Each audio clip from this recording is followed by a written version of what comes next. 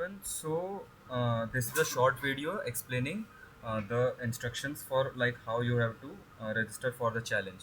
So first you will open the link provided in the message access hackathon tab, and in that you will see like this. So first go to agentic intelligence challenge 1. Here you will see the link. So go on the link first.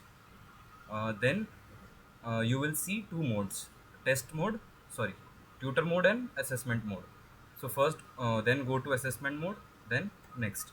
So here you will see room key which will be provided to you 5 minutes before the challenge start, like on 7:55, and then you enter the room key, and then when click you next, then here comes the data structures part.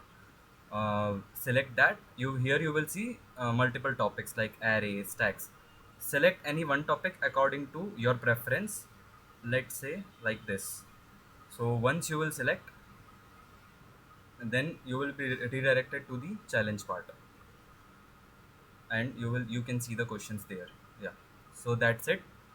All the best.